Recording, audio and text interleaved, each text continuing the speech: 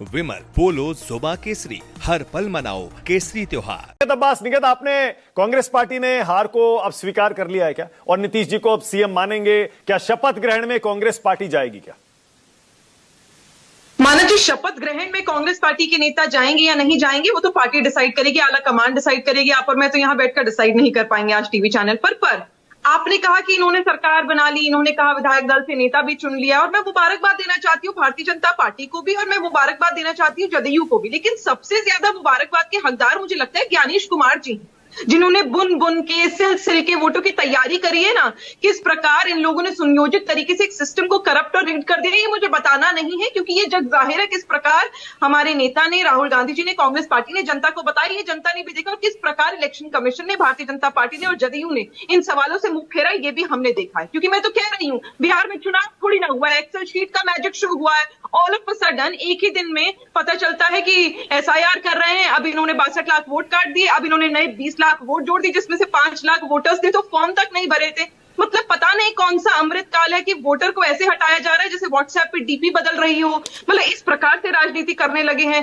6 अक्टूबर को election commission खुद बताता है 7 करोड़ 42 लाख वोटर है। उसके बाद 11 नवंबर को मैजिक शो चलता है और 7 करोड़ 45 लाख वोटर्स हो जाते हैं। 3 लाख का स्पाइक कैसे हुआ ये लोग गणित समझा नहीं पा रहे हैं। उसके बाद मॉडल कोड ऑफ कंडक्ट जैसा कोई शब्द भी होता है, ये तो ज्ञानेश कुमार जी को अभी अभी पता चला है जब कांग्रेस ने बताया, वरना उन्हें थोड़ा ना पता है कि पहले चरण के चुनाव के बाद 10,000 वाली जो किश्त दी है वो रिश्वत थी, वो कोई सरकार की पॉलिसी और स्कीम नहीं थी, क्योंकि अगर स्कीम होती तो पिछले 5 वर्षों में इन्होंने कर ली होती। और एक बात इन्हें याद दिला दूं मानव जी, जो अभी कल तक चल रहा था ना कि गुत्थम गुत्था चल रही थी कि किसको मुख्यमंत्री बनाना, खैर अभी भी जफर भाई बोल नहीं पाए, मैं बड़ी इज्जत करती हूँ इनकी, इन्होंने बोला नहीं कि हाँ नीतीश कुमार जैसे आपने सही तंज भी कसा है मानव जी, लेकिन मैं इन्हें याद दिला दूं कि मुझे पता है, जग जाहिर है कि भारतीय जनता पार्टी इस साझेदारी की राजनीति करने में बहुत आगे है, पुराना चावल है। पर महाराष्ट्र में जो शिवसेना के साथ इन्होंने तोड़ा, तो ना ही नीतीश बाबू एकनाथ शिंदे हैं और ना ही जदयू शिवसेना है कि ये लोग रबर स्टैंप बनाना चाहेंगे और हो जाएगा। इन्होंने कहा उम्मीद है 5 साल तक। अरे उम्मीद क्यों है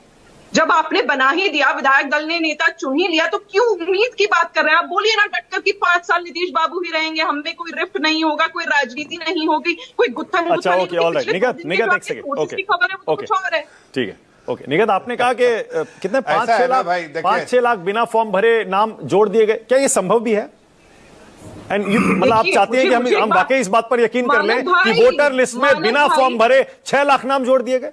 मानक भाई, ये 3 लाख का स्पाइक कैसे हुआ? मानक जी एक बात कहूंगा, 10 सेकंड दे लीजिए। मैं किसी के बीच में नहीं बोली मानक जी, जफर भाई मैं आपके बीच में नहीं बोली, फिर आपकी मेरी बहस होती हुई अच्छी नहीं लगती। मैं आपकी छोटी बहन हूं, आप मेरे बड़े भाई हैं।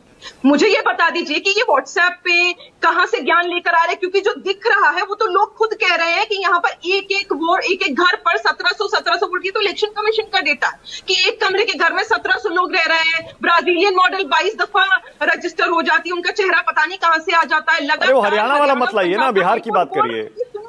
नहीं मानव जी, लगातार पंजाब और हरियाणा का हाईकोर्ट बोल रहा है कि आप हमें सीसीटीवी की फुटेज दीजिए पुराने चुनाव के लिए इलेक्शन कमीशन को लेकर। इलेक्शन कमीशन ने रूल तो बदल ही दिया कि 1 साल से घटाकर 45 दिन तक सीसीटीवी फुटेज देंगे। पता नहीं सीसीटीवी फुटेज क्यों नहीं देते हैं।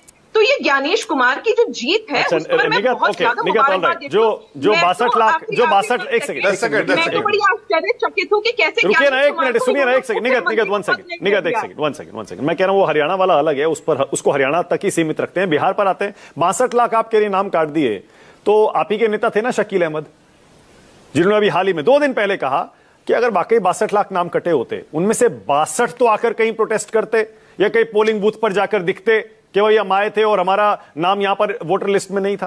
कोई भी नहीं दिखा मानक जी कहीं कोई नहीं दिखा। वोटर अगर नहीं, सुनिए मानक जी, बिहार या किसी अन्य राज्य में अगर वोटर बोलता है कि हमारा वोट काटा गया है, तो ये लोग, और कुछ कहूंगी मैं, आपको नहीं कह रही, पर कुछ मीडिया चैनल दिखाते नहीं है। उसी प्रकार जिस प्रकार उत्तर प्रदेश में अगर कोई गुनाह होता है, कोई हत्या होती है, कोई रेप होता है, तो ना ही यहां पर कोई मीडिया चैनल दिखाते, ना ही बीजेपी उसको करती है। अभी की 2 दिन पहले की खबर है, 2 दिन पहले किस प्रकार डीआईजी की गाड़ी के सामने एक 16 साल की बच्ची। ठीक है, ओके, और जफर भाई छोटा सा जवाब, फिर आगे जा रहा हूं। जफर भाई छोटा सा जवाब, जफर इस्लाम रहा है। देखिए ऐसा है कि ठीक कहा उसने, वो मेरी छोटी बहन है, हमारे साथ काम भी कर चुकी है। मैं कोई टीका टिप्पणी उन पर नहीं करूंगा, लेकिन एक कांग्रेस की प्रवक्ता हूं, और यही नहीं सारे प्रवक्ताओं को मैं सुनता हूं तो ऐसा लगता है कि वो खट्टे अंगूर वाली बात सुना ना, खट्टे अंगूर खा रहे हैं। तो मैंने सबको सोचा है कि मीठे अंगूर भेजूंगा, ताकि मीठे मीठे अंगूर खाइए और जो ये सब झूठी बात जो फैला रहे हैं, जो जनता ने बिल्कुल नाकार दिया आपको, उसकी चिंता कीजिए। जनता के दरबार में जाके आपको बिल्कुल जनता ने नाकार दिया है। ठीक है, फिर आप इस तरह की बात करते हैं तो समझ में आता है कि हार क्यों आप हार को ठीक से एक्सेप्ट नहीं कर रहे हैं। ये जनता का मैंडेट है, और जनता का मैंडेट इसलिए है कि राहुल गांधी अमेरिका में घूम रहे थे, साउथ अमेरिका में, वो बिहार में नहीं घूम रहे थे।